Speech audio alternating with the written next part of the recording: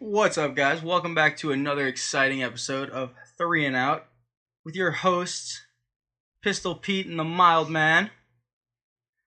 We're going to recap some stuff. So last week we missed you guys. We had some scheduling issues, some technical difficulties, some illnesses going on within the family. That's all Pete's fault. It's all my fault.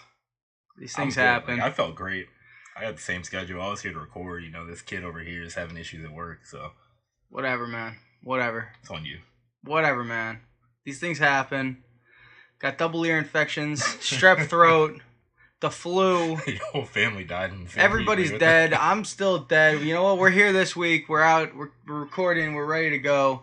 So let's talk about it. What happened this week in the divisional round? Are they still sick?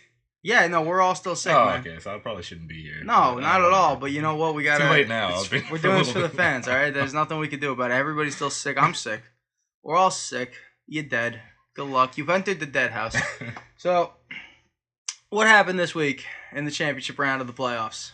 Well, you mean last week? We're behind a little bit. Nobody cares about the Pro Bowl. Let's be honest. Nobody cares about the Pro Bowl. Well, didn't Mike Evans get a pick? Who cares about the Pro Bowl? Some receiver got a pick. I thought it was kind of What did he do, though? A receiver got an interception. Who gives a damn about the Pro Bowl? The Pro Bowl doesn't mean anything. No, what does the Pro Bowl mean?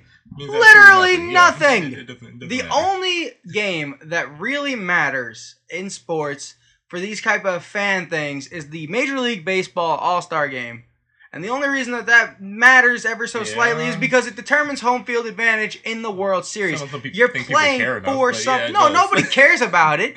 Nobody cares about it, but at least you're playing for something so that you need to know who won. Yeah. I have no clue who won. Do you think I know if the AFC or NFC won? Guess what, folks? I have no clue who won. I didn't even watch the recap. I don't even care. I heard it was a defensive game. Pretty sure the AFC won. Pretty sure the AFC did win, and I'm pretty sure that it was a defensive game. Yeah. Fairly confident. But you know what? It doesn't matter, because you know what? It doesn't matter. It means literally nothing. The only fan-based thing that means anything is the Major League Baseball All-Star Game, and it really doesn't even mean that much. Don't get me wrong, home field advantage in the World Series is nice, but what, you get one extra game at home? Exactly. Yippity freaking doo dah. I mean, the Super Bowl's not played in front of a home crowd anyway. No, not at all. That's neutral. That's all good. I don't like that. Actually, I do. Yeah, but I don't. It's not great. I think it's good for the Super Bowl. No, not at all. Game. Not at all. I prefer that, especially when you're playing one game. I think it definitely has to be neutral. Not at all. Not like baseball, hockey, home field advantage, or basketball. That was a 7-game series there. I guess that's fair. But anyway, so championship game. The Patriots win again. Yeah. Headlines, big news. Tom Brady, flashy. Yay, Patriots! Yeah, that was a little bit upsetting. I guess Anus didn't get my message. No, clearly not. He's playing again. Clearly did not. He's playing again, though. Good for him. He's safe. He didn't get my message. Yeah, after the London trip, they sat him down for a little bit, but he's back. He's back. He's ready to go. Sad life. That Patriots-Chiefs game was kind of disappointing. Kind of? To be honest, it was. Unless you're a Patriots fan, that game was disappointing. Yeah, of course. You're either a Patriots fan or you absolutely can't stand them. You absolutely hate them. Nobody has, impartial feelings about the Patriots. It was just so frustrating, though, to watch the Chiefs' so-called defense. It was so bad, and I got frustrated. I get... It's horrible. Put a disclaimer in, because I do get that Tony Romo was a great quarterback when he played, and he knows what he's talking about. Oh, my God. Yeah, but when Tony Romo says, okay, Julian Edelman to the middle. Julian Edelman over the middle. Every 3 plays, Julian Edelman over the middle before the play is even called. If Tony Romo can see this coming, where's the defensive coordinator? Are you telling me Tony Romo, the ex-quarterback, now broadcaster, is a better defensive coordinator than an actual defensive coordinator? See, there's just so many scheme things they could do to make that a little bit better. I don't know who was on Edelman. I know Ron Parker was on one of the other receivers, like Patterson or what's the other dude? Somebody who doesn't matter. The dude was a cast off from the Colts, but he was on them and he was doing a good job on them. They put Barry on Gronk, which Eric Berry kind of struggled. It's hard to cover Gronk, but I think he's a cheat code. Yeah, having Gronk is a cheat code. Best tight end ever. Other than Tony Gonzalez and maybe Antonio Gates. Yeah, of course. Maybe Antonio Gates. Now we were discussing this before we started recording, and it was all Gates before that. Gates was number 1. Who's got the most touchdowns out of any tight end? Most touchdowns out of any tight end. But anyway, either way, Gronk's not in either of those two categories. Fair. So you know what? He's third. He would be if he kept playing, but he'll probably retire, especially after making a bunch of suggestive jokes. Immature jokes. Gronk, you're not allowed to make 69 jokes. You're too old, man. It's not college anymore. You're held to a higher standard now. How old is he? He's like 29? He's held to... Well, I mean, if that's old, we're in trouble. We're kind of close. We shouldn't be making those jokes either. Well, we got a couple years. Not in a professional setting. That was like at an interview. You can't do that. Exactly.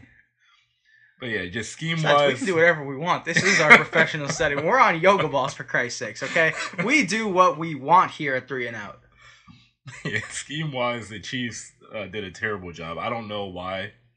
Absolutely atrocious. There was no help with Edelman, because everybody else, for the most part, you could kind of zero out and play man-to-man. They kept them in check. Yeah, like, Barry was going to struggle with Gronk, but I think that's one that you kind of have to give up there. But although there were times where it looked like they did have help over the top for Gronk, but the scheme was bad defensively, which is why they fired the D coordinator shortly after. Yeah. They're going to hire Tony Romo out here. Yeah, he really should. Great defensive coordinator. He knew what was going on more than they did. He knew what was going on. He was ready. But like it was, like you're just watching the overtime drive, or once you knew it went to overtime, you knew it was over. Yeah. The Patriots were the gonna second win. It was in overtime, you knew Tom Brady was not losing that ball game. Well, let Rex Burkhead beat them twice. Let Rex Burkhead tie the game and then win. Oh, God. This cast off running back. It's cast off. It wasn't even Michelle. No, I know. Would have been better if it was at least Michelle. I don't even remember seeing, at least when I didn't tune into the game till later, but I don't remember seeing Michelle a ton at all. No, Michelle wasn't doing much. Yeah, obviously everybody else has a role. It was the cast-off show. Yeah, and James White and... Tom Brady didn't even play that well, to be honest. No, he got the job done. No, I mean, he played great in the fourth quarter, but up until then, he really wasn't doing too much up until the fourth quarter. Yeah. Only thing he was doing was getting every single call. The second somebody touched him, he got that roughing the passer call. All right, but he's been getting that for years now. I know. Ever since he won the first Super Bowl. But Mahomes didn't get it. You gotta know. Mahomes didn't get the call. Well, he's not Tom Brady. Why the refs only like Tom Brady? Refs, why you only like Tom Brady? You see that in any sport. Of course superstars get superstar treatment. That's not Mahomes' true. First year. That's not true. Are you kidding me? Alex Rodriguez was suspended just like everybody else when he did drugs. That's because he cheated. He also wasn't liked. He's very well liked, just not by fans. The writers love him. It's every fan that hates him. People hate Barry Bonds. Nobody likes him. Nobody likes him. Some people were fine when he still got snubbed. He's not even in the Hall of Fame. He did kind of. We had that happen, and guess what? He got snubbed. Nobody he deserves to be there. He just got snubbed. He came across as a jerk. He is a jerk. Whatever. He earned his right to be a jerk by hitting all those balls out of the ballpark. Tom Brady's not a jerk, though. He just sold his soul to the devil. Why else is he playing this long? Because he knows when he retires, he has to give up that soul. That's really what that is. I guess that's right. Beautiful wife. One of the best football careers ever. Where he had no business doing it. No business doing it as a 6th-round pick. He got beat out by some dude who went to go play baseball. And wasn't even good at baseball. Let's be honest here. That guy sucked at baseball. That's who he got beat out by at Michigan. And he's arguably the best quarterback ever? Yeah. He sold his soul to the devil. All right, so here's my real question then. This is the realest question I'm going to ask today. I mean this with 100% seriousness. Tom, I need you to call in. I need you to hear me. I need you to call me. And I need you to give me the number to the devil. Because I would like to barter with him. Don't we all already know that? No. Look, is it not just 666, 666? I've tried. He's never answered. Oh. He's never answered my calls. You're not in the circle. I need to get there. I need to sell it. They don't have the circle anymore. You remember when they had that? I would sell my soul. On the cell phone plan? I do remember that, yeah. I do remember that. Yeah, your little friend circle. You call your 5 friends unlimitedly for free for everything or whatever it was. Yeah, I think you could set up a plan. I think you could pick 5, 10, or 20 or something like that, and everything that you did to those people would be 100% free and covered. Yep. And then outside of that, you got 100 minutes total for the year. And you never put your family in your favorites. Ever. I had to share mine with my mom. Oh, you were done. Well, I mean, I didn't really talk. That was back in high school, so I didn't. Yeah, you didn't really talk much back to then. A ton of people. I didn't use a phone. Did I have a phone? No. I did have a phone. At times I did. It wasn't consistent. It was like a 50-50 chance. It wasn't consistent. Sometimes I was texting your dad saying, "Hey, can Manny come play football?" Sometimes I was texting you, "Hey, we're having a pickup game." It was. But Most of the time, it was you just come to the door. 90% of the time, I just went and knocked on the door. Said, "Hey, is Emmanuel here? We're trying to play some football." I remember those days. Back in the day, you used to actually have to knock on people's door, round them up, and get together. Nowadays, it's just like, "Yo, let's send a group message," or "Hey, let's Insta-ho this stuff." You know, we got more people going door to door. Yeah, because people couldn't say no to me. It was a guilt trip, yeah. It was like, damn, they're here. They're all right. Well, I guess we're doing this. Let's go. To play football. And then they come out, they get with the rest of the crew, and then you walk to your next boy's house, and then you go get him. Back in the day, this was good. I loved it. I loved the good old days. We were exhausted before we even got to the football field because we were walking around the entire neighborhood trying to get people to play football. I always feel like I was towards the end. I don't know why. Even though we're on the same street, I always remember not being tired. It's not so much that you were towards the end so much as it was, okay, I got everybody to... You didn't ride the bus. No, yeah. So, like, that was the difference between... By that time, I was on the bus, so I had, like, well, everybody lived somewhere else, but I had already talked to all of them. So, Jesse would round up his side, not door to door, and I would round up our side. Gotcha. So, the only people that I was going door to door to get was, like, Drew Barrymore and... You're throwing out names like people who know. Yes, know Drew Barrymore, about. AI. Occasionally Michael Jackson, right? Every now and again we grabbed MJ. We got Goddard. Yeah, very, very few times. And then we would come get you, and then we would go get like that little white kid that lived around the corner. And then after we got him, we'd go play football. Little white kid. Jaden. Oh, okay. J-Town. Was that the kid who always got hurt? Yeah, the little white kid who lived around the corner. Goddard's friend. Gotcha. Okay. Yeah, so we would go grab him last, and then we would head up to the field, and then Jesse would be up there with Jigga Jig and Scotty and Jigga and Ryan R.J. Beasler. Yeah, there that you go. guy. And then occasionally Kenny met up. Throwing out names like people know what you're talking about, right? Well, you know. Anyway, back on topic to the other championship game.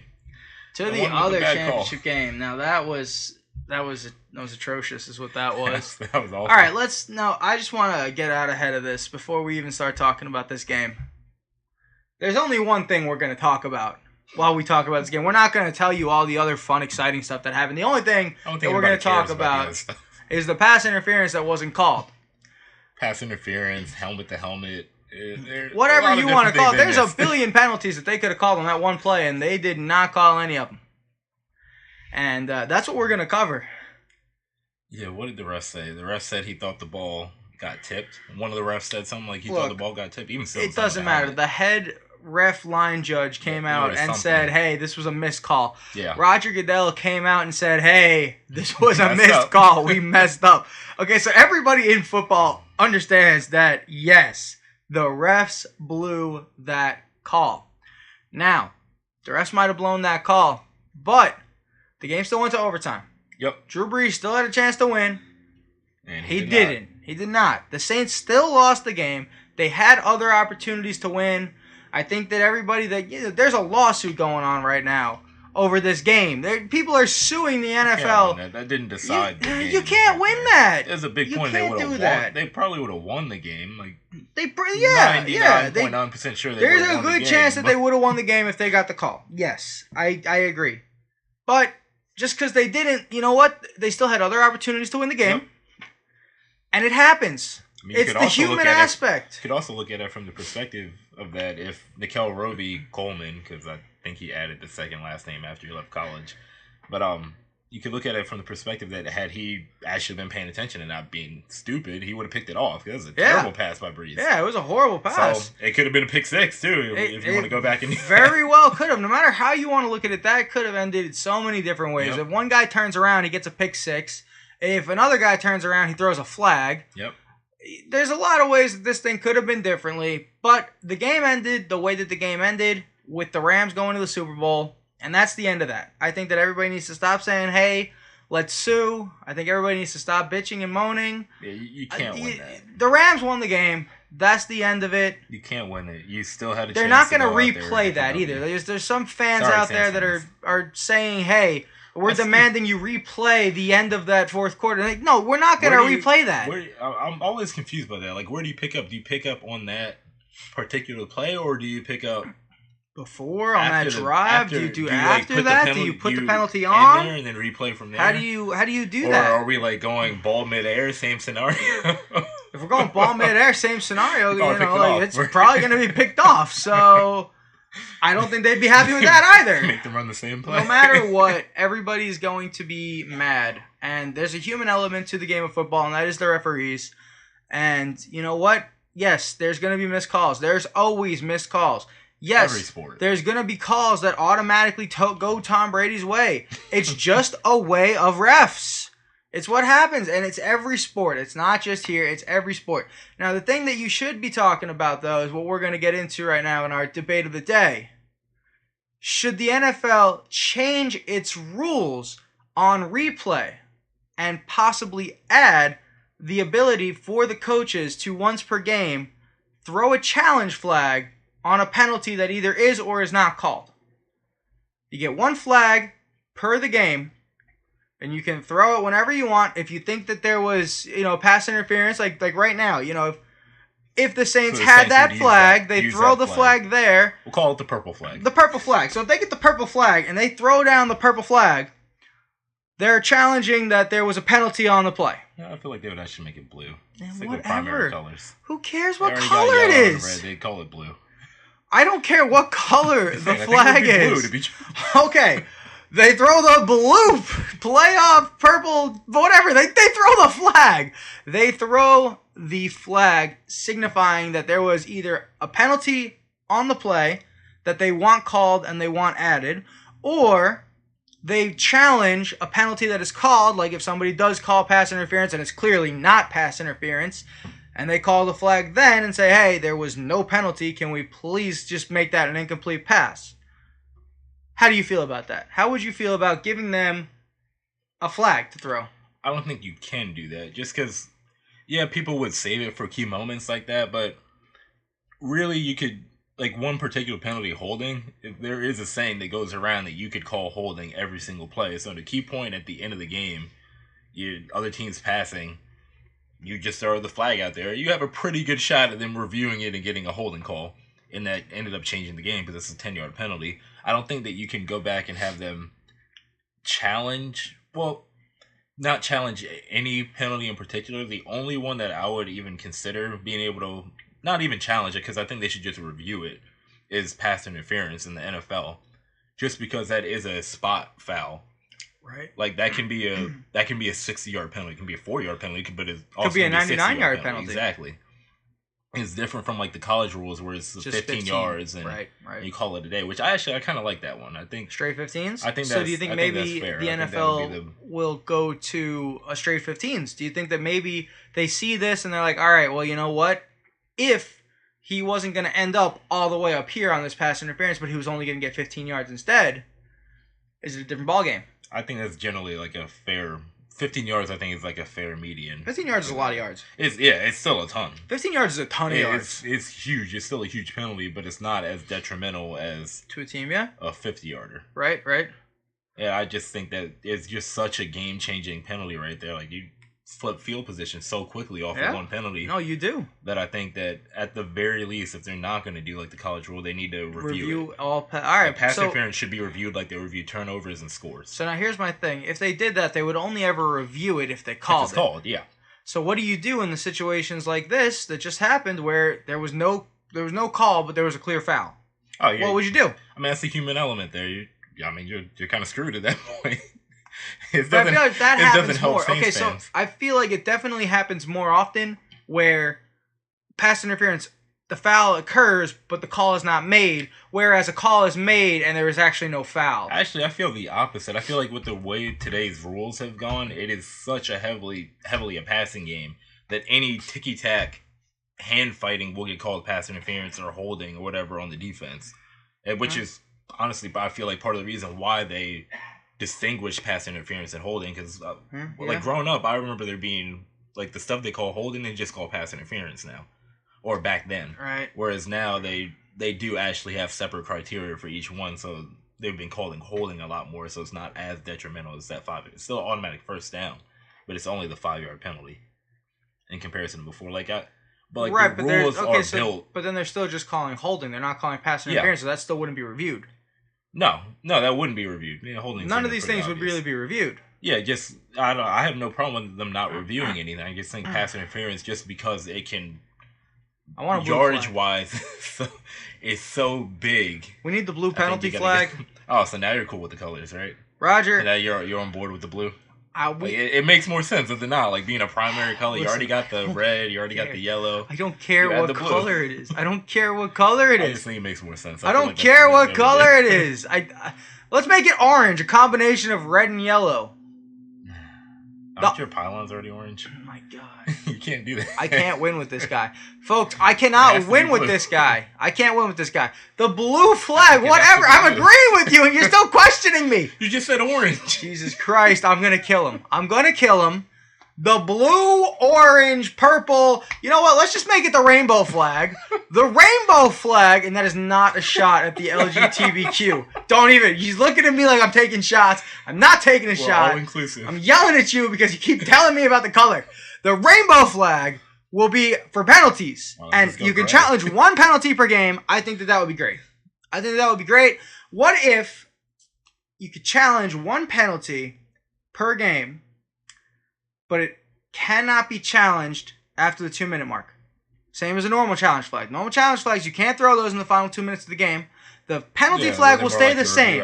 You can't. Because then in the crucial moment towards the end, you can't just get that automatic holding call like you're talking about. What are they doing, though, in the 2 minutes of the end? Are you or another thing you could do. Or is it they're reviewing stuff like that? Well, hopefully they're reviewing stuff like that. I mean, Roger Goodell has talked about how they might be changing replay rules this offseason.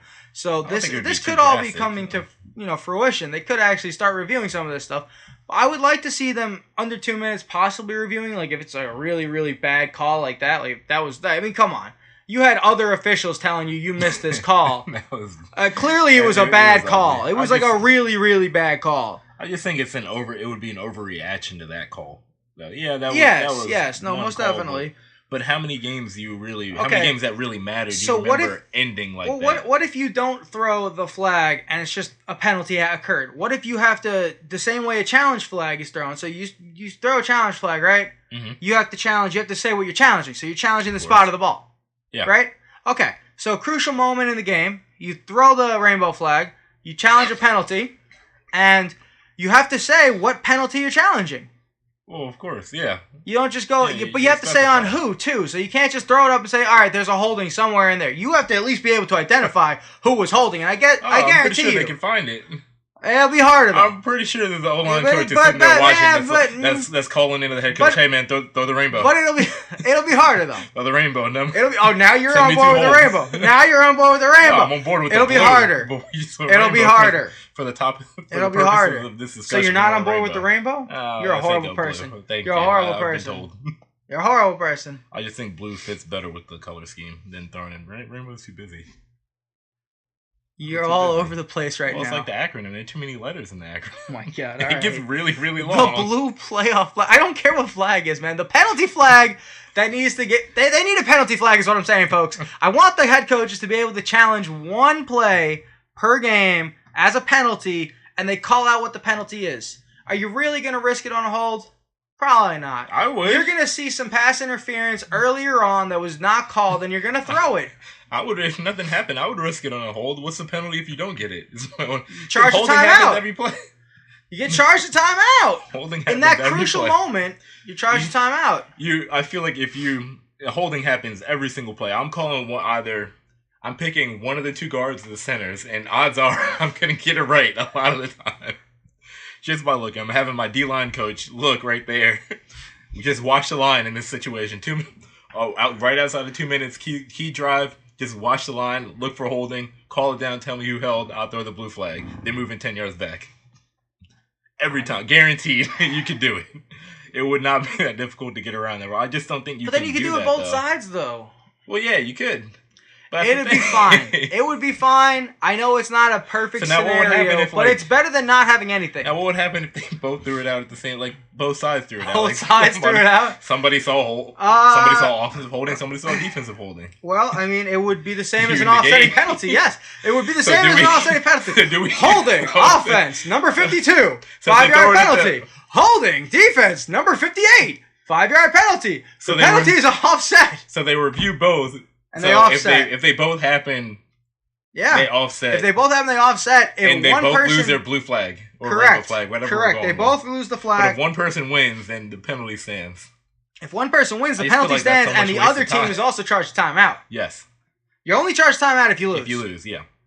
But you still only get one call a game. You don't get to call until you're wrong. You get one. One throw. Everybody gets one. It's like Spider-Man saving people. Everybody gets one. I just don't think that would be an efficient use of the replay. I don't think you can go back and add penalties. I really don't even think you should go back and review them all that much. Like, I'd like to limit that, but just because pass interference can be such a game-changing penalty, yardage-wise. It is. I think that's one you have to go look at, and especially with the way the rules are right now, that it's such a heavy passing league. We only want to see people sling the ball around at this point, which, not me. I like defense more. But I like the gunslinging offense. I'm a fan of the gunslinging offense. Everybody else likes your quarterbacks to throw 500 yards a game. Can confirm. So being that they're giving them a little bit more leeway in the passing game. To be fair, I like the receiver more than the quarterback. I don't really like watching the throw and the catch. I like watching the receiver go around people. The only guy I actually like watching throw is Patrick Mahomes. He's actually a lot of fun to watch. I like watching Big Ben. Because he looks like, Mahomes looks like a baseball player when he throws half the time. He does. But I like watching Big Ben because I like watching him block 5 or 6 people on his back, and he's just throwing them off. And then sometimes he'll just take the ball out of his right hand, put it in his left hand, still throw it 20 yards. And just make some. Well, he didn't have people on his back, but he's nobody has made throws like Big Ben has made throws. But going back to the issue at hand, there should be a flag. I think no matter what color you want the flag to be, I don't care. There needs to be a flag. Once per game, you get the challenge. I understand your view.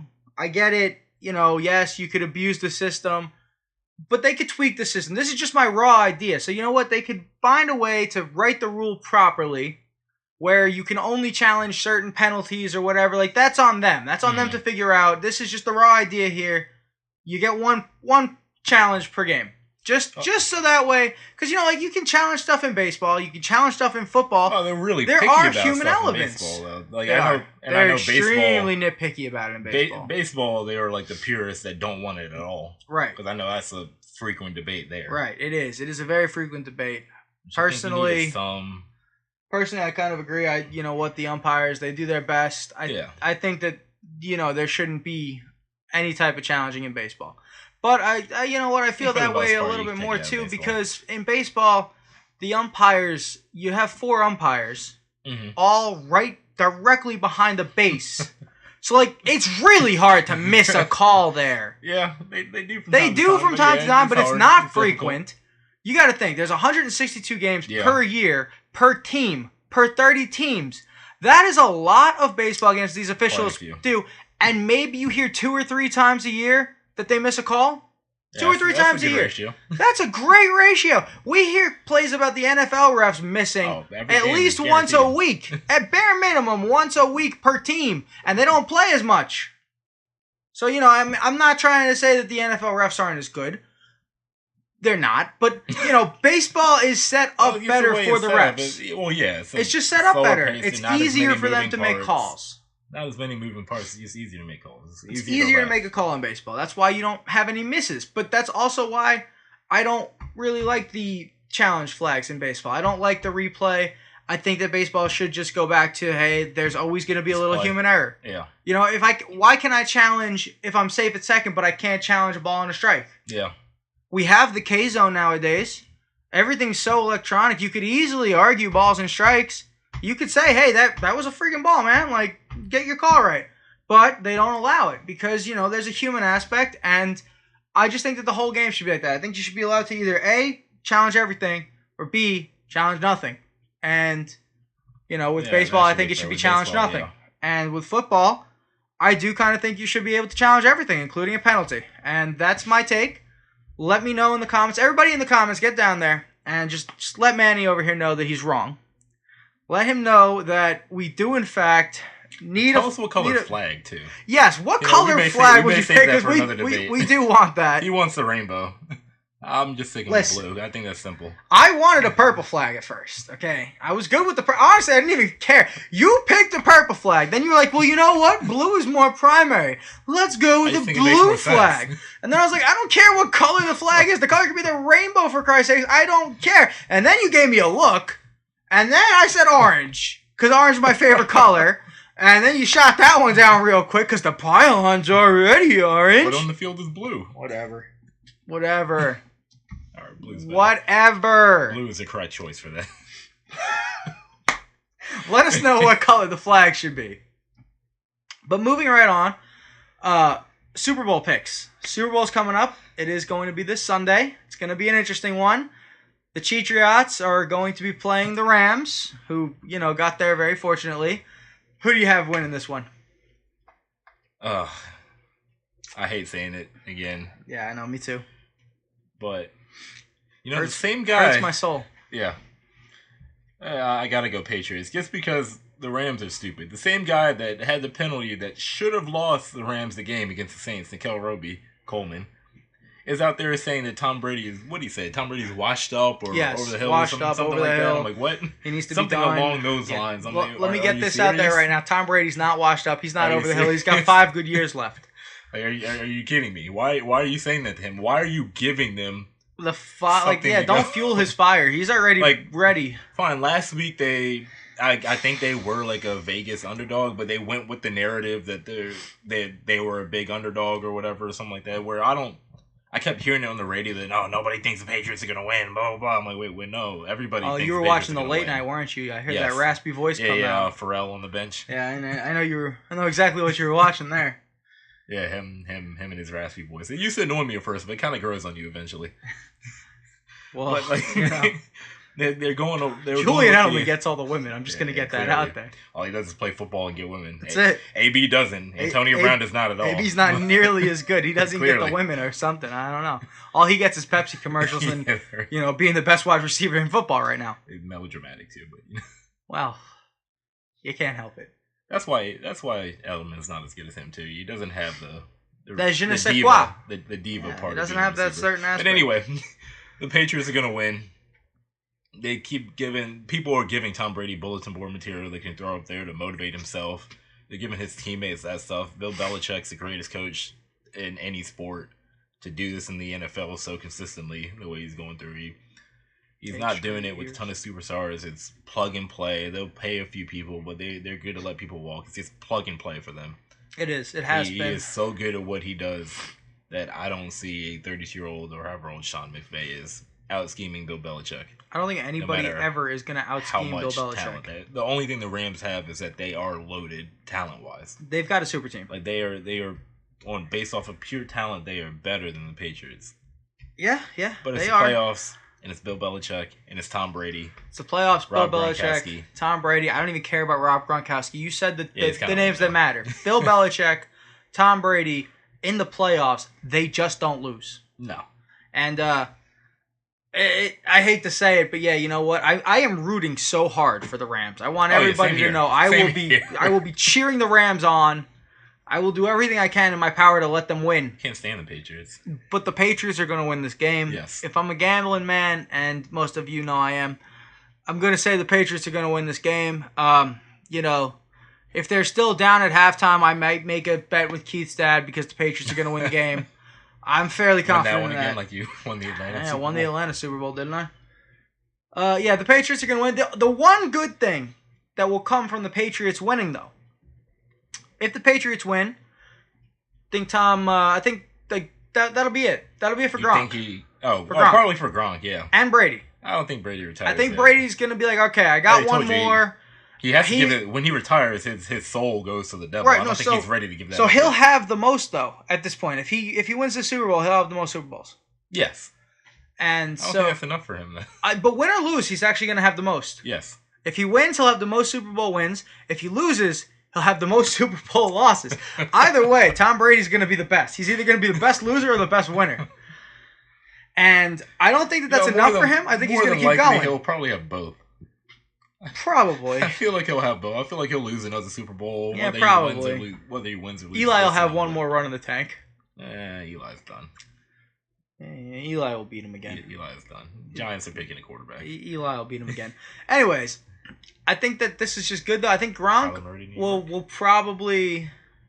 maybe for the Yankees.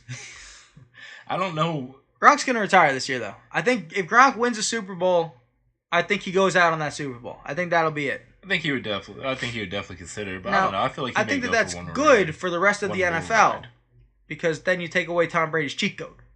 Yeah, at least one of them. Hurt. He's already shown he can win without Gronk, though. Gronk's had some. Yeah, but Gronk's a big thing. Some back issues. Yeah, but getting rid of him is still going to be helpful to the other teams. Very. If you don't have to worry about Gronk, you can worry more about Julian Edelman. Who, when he was hurt, was it Martellus Bennett they threw in there? Yes. Who was freaking amazing. He was amazing. He is freaking amazing. But also, it will be interesting if Tom Brady wins the Super Bowl. The Patriots will have more Super Bowls than the Cowboys. And the inner part of me from New York that just likes the Giants and just absolutely detests the Cowboys kind of makes me okay with that. I'm slightly okay with the Cowboys not being the best anymore. Now, granted, I don't like the Patriots much more, but, I hate the Cowgirls. I can't get behind them. They're the worst. Nah, they don't bother me. I like Tony Romo so much more from the broadcasting booth than I did on that field. He grew on me a little bit. He did, right? He kind of grows on you. I didn't like him as a broadcaster to start. But now you kind of like him. But it was okay. He grows on you. I know they were all on the radio. There was a love fest for how great Tony Romo was the past couple of weeks. Yeah. It's pretty insane. That happens. People get excited. But yeah, no. I get too excited. A bit much. It's just broadcasting. Either way. You know what? I don't see Jared Goff winning. I don't see Jared Goff winning. It shouldn't be that difficult. I don't think it is that difficult. Just broadcasting. You don't even have to come up with anything. Yeah, you get a little teleprompter. All right, so folks. He's not the play-by-play guy. Folks, if you need to know how broadcasting works, it is absolutely nothing like a podcast. Like what we're doing, we're just kind of making stuff up and saying it. What they're doing on the TV, they have a little teleprompter, and it tells them word for word what to say, and they read it, but they read it in an excited voice and with the face of a celebrity. Well, there's probably some ad-lib, too. Maybe a little bit here and there, but not. I think you can it's not all. I think you're pretty prepared. It's pretty much you're just prepared. You're ready to go. You know what you're saying. You're doing your thing. It's not just off the top of your head like, hey, how are we going to do this? So. Our prep work right here. Like, hey, what do you want to talk about? Yeah, let's talk about this. I guess we'll do Super Bowl, Enos Cantor this week. He was in the news. It's literally all of our prep work that goes into this. What's the debate of the day? Oh, we don't decide till like the day of. Oh, no, we had this one ready a little bit. It makes it the debate of the day.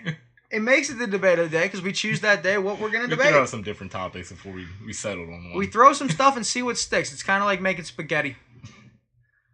What? You never made spaghetti? Yeah, I made spaghetti, but you just throwing random stuff in your spaghetti?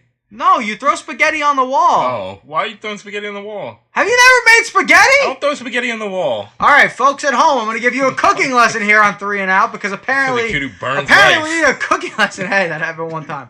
All right, made a rice bowl out of the starch. So this is how spaghetti works. You boil the spaghetti, right?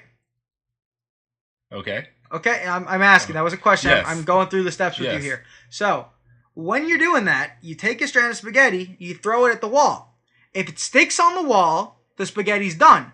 If it doesn't stick on the wall, it's not done boiling. You got to keep it in the pot. I think I've had enough experience making spaghetti that I don't do that. And yeah, you're not Italian, okay? I'll eat it. You're not Italian. You don't understand how Italians do stuff. You don't know the proper way. It just seems like a wasted noodle. Why not bite it? It's more or less the fact that I can't believe you've never heard that. No, I've not. That's what I'm more or less upset about. The only Italian I really talk to. Does that whatever?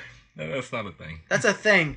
All right, folks, let us know. Is that a thing? Throwing spaghetti on the wall. You've all heard that before, right? Please tell me you've all heard that before. You know how to freaking cook a noodle. Unlike my friend over here, doesn't know how to cook a damn noodle. And when he makes orange chicken, it's too orange. All right, that's a one-time mess up. It was. Oh, okay. Say it was the rice. Okay, but mine was still edible. Question my rice. Your rice wasn't edible. Your rice was a ball. Like you cooked it, and you could grab the starch hardened, and you could take the starch and take out the whole thing of rice. It was a film of starch. Film of starch around that. It was really nasty, and that's all he had to do was cook the rice. That was it. We're getting off topic. But yeah, no, Tom Brady's gonna win. Tom Brady's gonna win. Tom Brady's gonna win.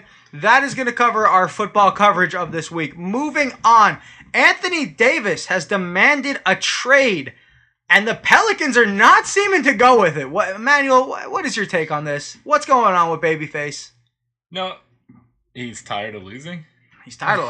I mean, it's pretty simple. I can respect that. Anybody would get a little bit annoyed with losing as much as they do and being kind of irrelevant. I can totally respect that. And New Orleans never really seemed like a basketball city to me. Really, me neither. Like I think of Louisiana, I think football, I think LSU and Southern State. They play football. I think of swamps. Yeah, that too. When I hear Louisiana, I think of swamps and backwoods and hillbillies and you know, if you're from Louisiana listening to this, I'm sorry that I offend you, but you're a backwoods clan. You really think hillbillies?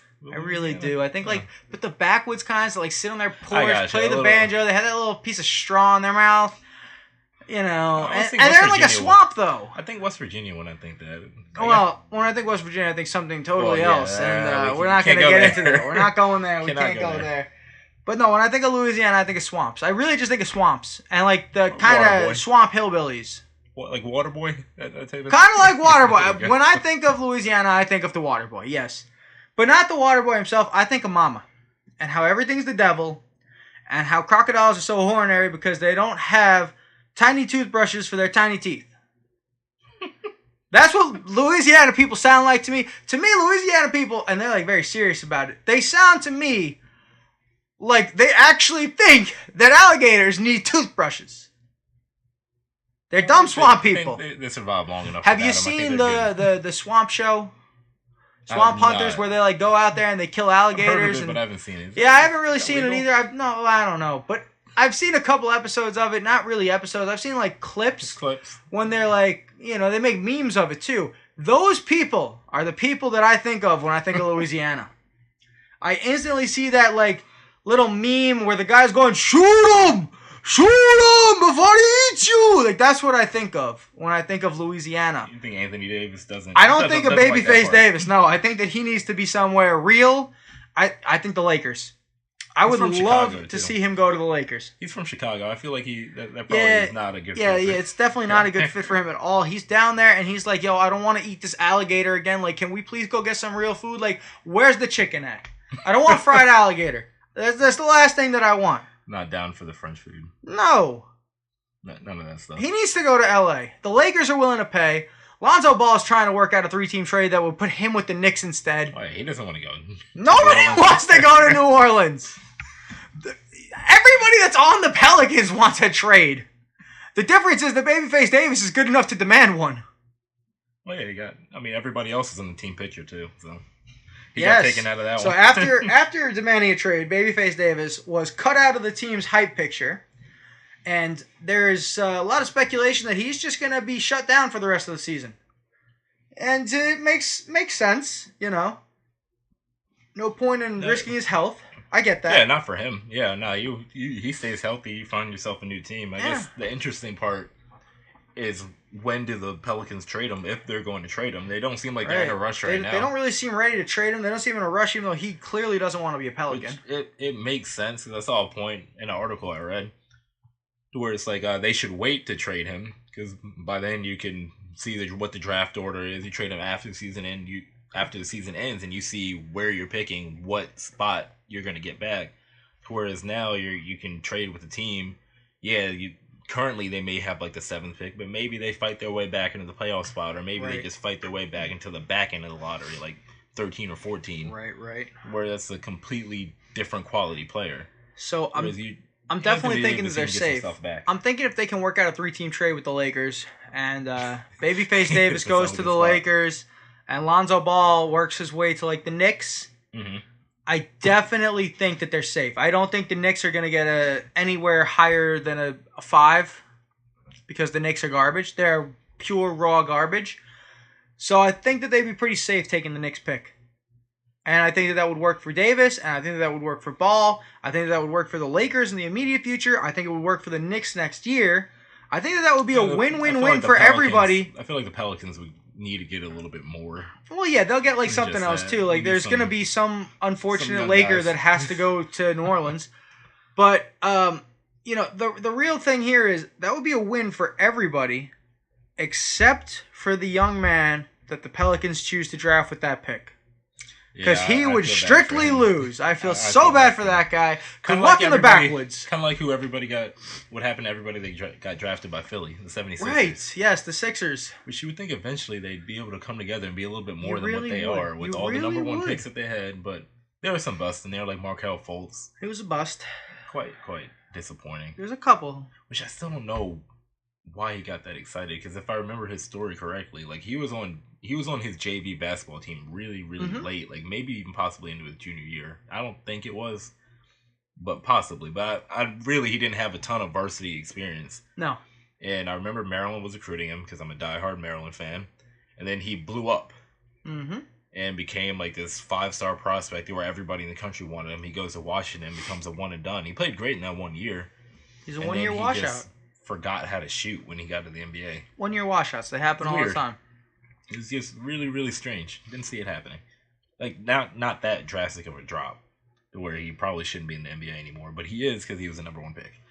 But no, that's how it goes. If you're the number one pick, you stay around long enough. Everybody will just be like, all right, he was the number one pick at some point. We're the worst team in the league. We invested too much. Let's just go do something with him. Maybe it'll click eventually.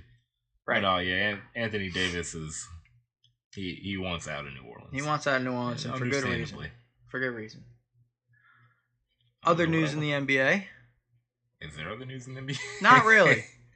Not much going on in the NBA. It's kind of the boring part of the season for the NBA and the NHL. It is. I mean, if you're a huge NBA fan, there's a lot of plays going on. I'm sure you guys enjoy watching the games and the rivalries and stuff. But as far as raw news goes, not much is happening. It's kind of slow right now. We will get to the playoffs. NHL had their All-Star game, and they were getting close to the trade Yip-diddy-doo-dah. Exactly. No one cares. We talked about that. All I know is Crosby got MVP. Then there was... Crosby always gets MVP. The only thing that matters about the NHL All-Star break, though, not the game itself, but the break, the girl. Yep. The girl won. Yep. She beat him. She didn't win. If you beat any one player, you win. Listen, the point is, how bad do you have to feel if you're Keller? Clayton Keller? How bad do you feel if you're Keller? Coyotes? Yeah, if you are Clayton Keller, you are the sole person who lost. He's the only one. To Kendall Cone Schofield. I think that's how you pronounce her name. Kendall Cone Schofield.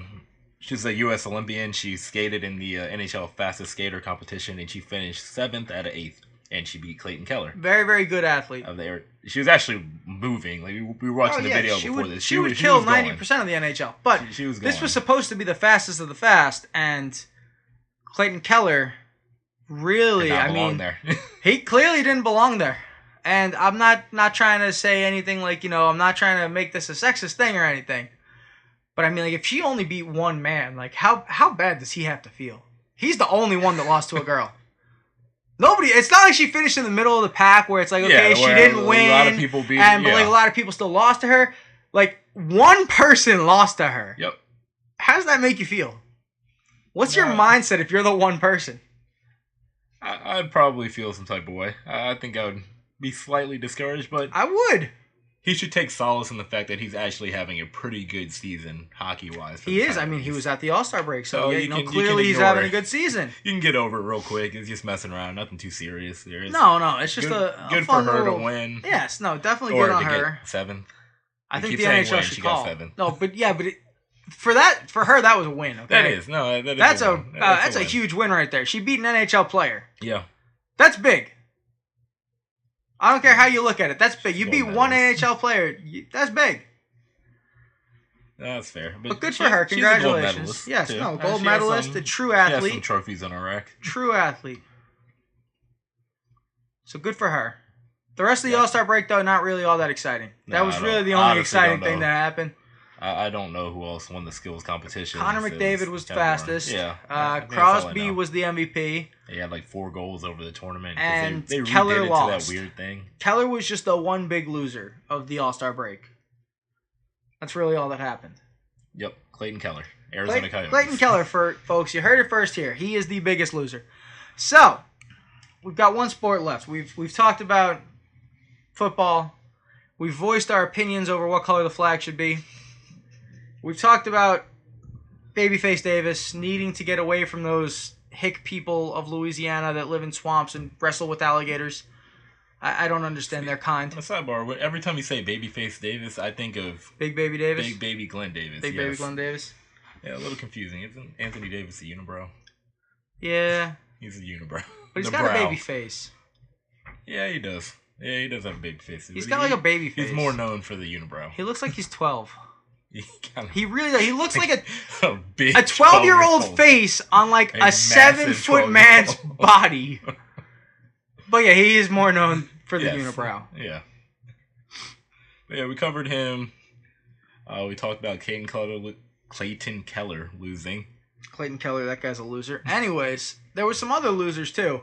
The steroid users got snubbed out of the most recent Hall of Fame voting, and so they lost there. Mariano Rivera, first ever player unanimously elected into the Hall of Fame. You know, I was talking with my dad about that, actually, and he said the reason why it's like that is because, you know, nowadays all the votes are out there. They're public. Right. It's like one of the first ones where it's public, so nobody wants to be the idiot that didn't that said, let I don't vote for win. people on their first run. Right. Because you know, the writers make stupid stuff like that all the time. Now, this was also, I don't know if you heard about this. So, when the voting happens, right, there's X amount of ballots that get sent out and X amount of ballots that come back. Mm-hmm. This year was the least amount of ballots returned. Really? Yep. Why is that? I don't know. That seems weird. I think it's because of the whole public thing. Less people want to say, okay, well, I don't want to vote for Mariano because it's his first year and I'm not a first-time ballot voter, but I don't want everybody to know that. And then there's other people that are like, okay, well, yeah, I think Barry Bonds should be in the Hall of Fame, but then he doesn't want people to know that. Yeah. I don't know. I say you make your vote. So it's a very low turnout. I feel like for as big of a thing that is, especially in the baseball world, you make your vote. Be a man, put your vote out there. Make your vote. I feel like you were voted from those guys. If people care enough whether or not you think what your opinion is, if your matter so important as to get a vote for the Hall of Fame, you better do it. Oh yeah, you get publicity. All publicity is good publicity. All publicity is good publicity. If I get sued by the Louisiana swamp people, guess what? That's good publicity for us. We'll be out there. We'll be on the news. They can't take what I don't have, so we're good. I don't have any gator meat for them, so we're good. Saints fans will be upset. They'll start suing you too. Yo, whatever. Who Dat Nation? I don't care about them. The NFL would loan us a lawyer. Yeah, I think so. Yeah, maybe. I think they'd loan us a lawyer. I don't think if the Saints fans tried to come at us, I think we could call them up and be like, "Hey, you just called out the whole city, the whole state, not even. I did. I didn't call out. Okay, so to be fair, New Orleans itself, I mean, it's still like a swamp person town, but it's funner. They're a little bit more like sophisticated than the rest of the state. Are they really? Than the rest of the state. Okay. Just than the rest of the state. Okay, so you got the United States of America, right? And you've got New York up there, and you got California, you got Texas, you got, well, not Texas, but some parts of Texas. Texas is kind of has a wide range. Texas is a wide range. People. But so you have all these other places, right? And then you have your mid states, your states that nobody really cares about, nobody's ever heard of one way or the other. Your Montana. Your Montana's, your Wyoming's, Oregon, whatever. You have places like that. Oregon's a little bigger than that. Oregon's alone, though. Just Seattle and Portland, though. Outside of those two cities, it's nothing. Well, Seattle's in Washington. Whatever. Washington, I don't care. You have those states. Well, then, I got your point. You have states that you don't want to go to, like Jersey and like West Virginia and Kentucky, stuff like that. Then you have New Orleans, where it's like, all right, like if I have to go, I can tolerate it for a couple days. And then you have the rest of Louisiana, where it's like, no, I'm just not going there. I would sooner drive the car over the cliff. I feel like it's actually a good chunk of the South. So where a lot of them have like I feel like Atlanta, you're right. New Orleans. What's in between? Where would you want to go in between there? Swamps, the ghetto, and country is what you have in between the three of those. And I don't want to go to any of those. My sister goes to school in Jackson, Mississippi, and I heard it's not fun. Heard there's not a lot to do out there. She was talking in Jackson, saying Mississippi. that like when she took her visit, I remember her coming back saying that what they do for fun is go to the bowling alley. That is their fun.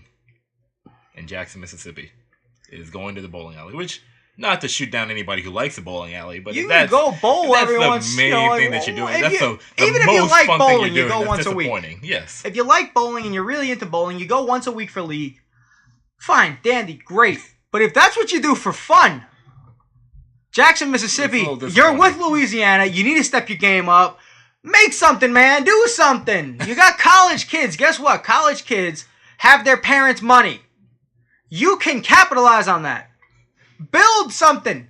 Build a nightclub for the teenagers. No alcohol, just like a nightclub for dancing, drinking some soda pop, having a good old time. Some soda pop. Some soda pop. Soda pop. Listen to me. Nobody cares. I have to sound old. I'm talking to Jackson, Mississippi, and Louisiana. They haven't came out of the swamp age yet. We need to talk to them the way that they would understand us. You don't have much of a southern drawl. I think that's how you get them to understand. Well, I can't even fake that. I can try, but so. I can't really fake that too good. And this is my southern drawl here, and who that? As good as it gets. It's as good as it gets. All right, boy. All right, now that was just kind of racist. That wasn't southern drawl. That's as close as you can get. That's what they sound like! You're kind of pushing the race line a little bit. But anyway. No, I'm not! I lost track of our discussion. I don't remember what we were talking about the Hall of Fame. About that. Oh, okay. That's right. I don't even think we really got into all the snubs. We went off to the side. We went off topic. We go off topic a lot here at 3 and Out. But yeah, no, they're the snubs. They're scared to put out their ballots. They are. Or just, I don't know, I just think that's dumb. I honestly feel like you should revoke it from those guys. I feel like it should be such a privilege to vote for who I feel like you send out a ballot, and if you don't get a ballot back next year, you don't send the ballot. That's that simple. You send it to somebody else. If you don't agree with it, put it out there. Let people discuss it. I'm sure you more than likely won't be the only one that wants to put Barry Bonds on there, or more than likely won't be the only one that doesn't want to put Mariano Rivera on there. On his first ballot. There's more than just one person. Yeah. It's generally more than, there may be like 3 or 4. Yeah, you won't be by yourself. Small community. They'll all talk about you all as a group, not just one. Not you. And if you're unlucky and you are the one person, then like Clayton Keller, you suck. Then we're gonna just talk about you. Then you suck. But no, it's just dumb stuff like that kind of bothers me. Ruins it a little bit. I agree. It ruins it a little bit. You put the 10 best players, no matter, or you vote for your 10 best, right? That's how they do it. They put 10. You're allowed to, but you don't have to. Even if you fill out the ballot, you don't have to put 10. Like if you look at the ballot and you see, okay, well this class here's the best.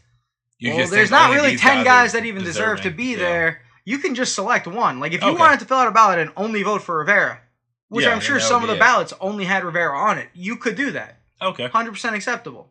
So you just put who you think, up to 10 guys that you think are deserving of the Hall of Fame. I agree. Simple. It's out there. Fine, you leave somebody out, whatever. I agree. People will talk about it, get over it. But you'll still have your vote. You didn't sit there and waste something that should be as precious as being able to vote who gets into the Hall of Fame. 100%. That seems like a really big deal to have. Now, like a really nice honor. If the MLB would like to choose so, we here at 3 and Out would be more than happy to fill out the ballot. We here at 3 and Out would absolutely honor it. And you know what? If anybody ever questioned our decision of who we decided to vote for eventually, that would be fine. We would back our decision. I'd be okay with that. I'd be okay with that. You want to call me out? I'll talk about you calling me out. But guess what? If you ever gave me the privilege to vote, if you said my opinion mattered, you definitely put it out there. You would 100% believe that I would give you my opinion. Definitely. I'm going to give you my opinion whether you want it or not. It would be an honor to vote for something like that. It'd be absolute considered honor. That highly. Absolute that you're honor. Voting to choose who the best of the best. Absolutely. In the sport ever. Absolutely. I would love that honor.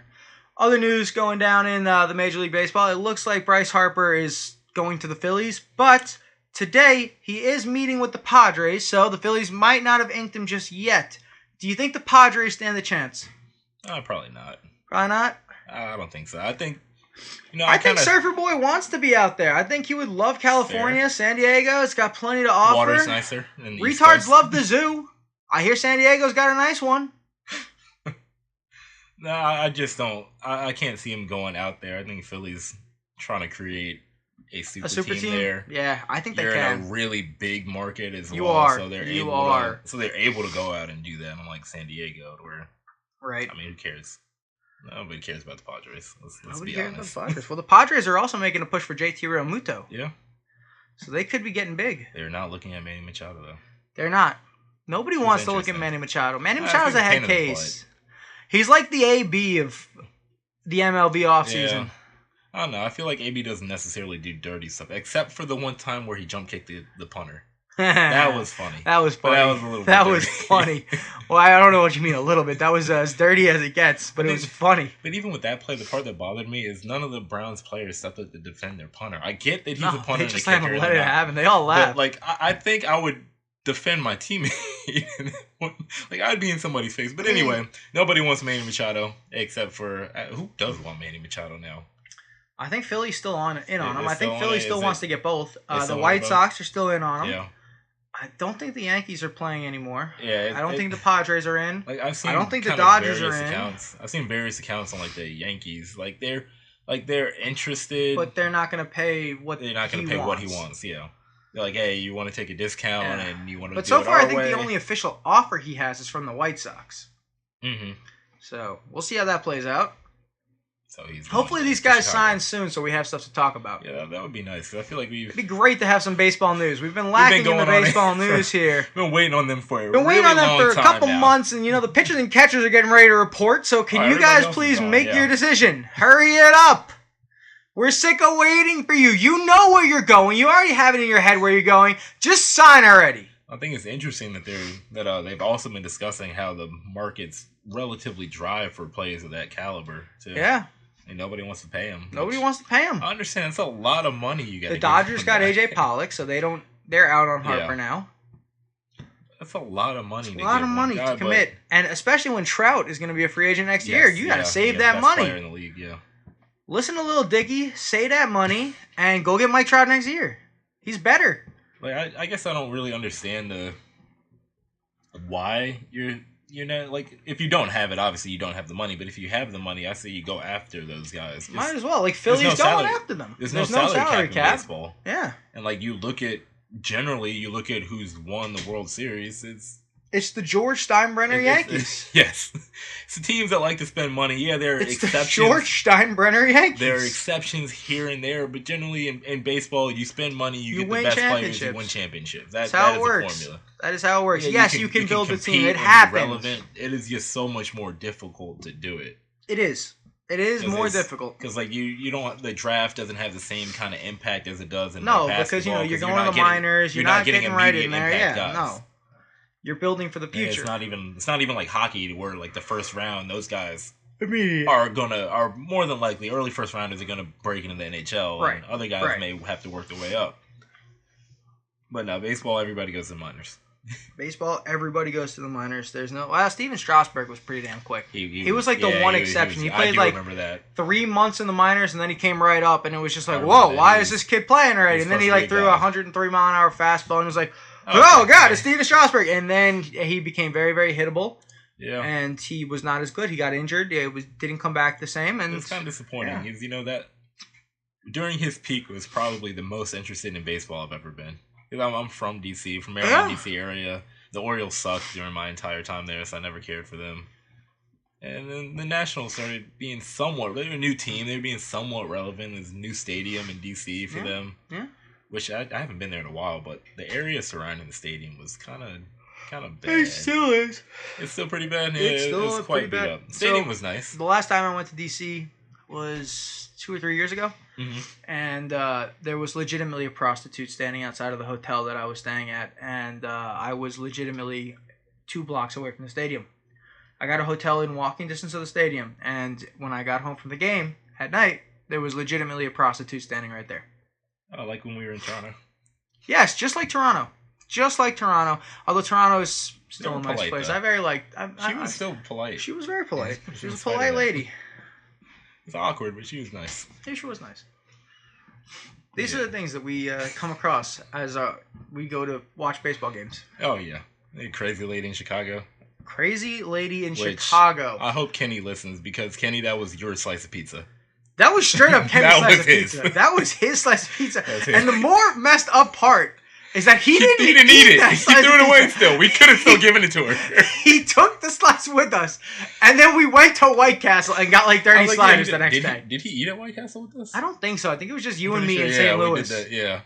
Because we had the... Okay, so folks, I just want you to understand something. Now, we went to a pizza joint in Chicago at night, and then we drove all through the night, went to a Cardinals game in St. Louis the next day, and after the Cardinals game, there was a White Castle next to our hotel, so me and Manny went in there and ordered like 30 hamburgers. Yeah, each. And we had no shame about it. Yeah, a lot of fries, too.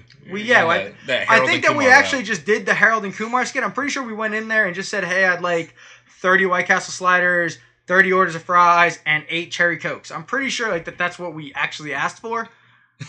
And then we ate it. I think I actually ate more than you. You did. I think you didn't finish immediately. I didn't finish immediately. When we got back to the hotel. When we got back to the hotel, I took like 3 or 4 sliders and a couple orders of fries with me. Is it because I don't really like fries? I'm not a fry guy. You know, if I didn't force myself to eat those fries, I probably could have put down like an extra 10 burgers. I love burgers. I just hate fries, man. I'm not a fry guy. Fries are better. We just did it for the lulz. We do some crazy stuff for the lulz here on 3 and Out. Oh, yeah. That was a fun baseball trip, though. We should do it again. We should. We got to hit different stadiums. We should go to the West Coast. West Coast. West Coast, we're coming for you. But now to wrap up this episode of 3 and Out, we're going to go over last week's trivia question, which was, which 2 players did the Kansas City Chiefs sign in '93 to help them go to their first AFC Championship game? The answer was Joe Montana and Marcus Allen, 2 very, very good players. Very, very, very much helpful to the Chiefs. And this week's trivia question. It's a fun one. This is a fun one this week. This week's trivia question. Out of the 10 most American television watched broadcasts, I couldn't say that any worse. That's kind of any worse. You want me to rephrase it for you? Yes, okay, yes. Say it the way it needs to be said. I'll take over. It says, of the top 10 most watched American television programs of all time, 9 of them are Super Bowls. Please tell us which one is not a Super Bowl. Yes, out of the top 10 most watched American television broadcasts, 9 of those top 10 are Super Bowls. So which one? What is the one that was not a Super Bowl? What captivated the audience of America as much as a Super Bowl? And for fun, you can throw in number 11 too if you find it. If you can figure out number 11, you can also throw that in. Out of the top 20, 11 and 9 are the only 2 that are not Super Bowls all time. So, and I'll give you a hint. Super Bowl 2018 is 10. That's the one in between. It was slightly better than one show, but slightly worse than another. So, guys, let us know if you figure that one out, and we'll have that answer for you hopefully next week here at 3 and Out. As long as nobody gets sick, we should be okay. Hopefully next week we'll see you guys again. Bye-bye.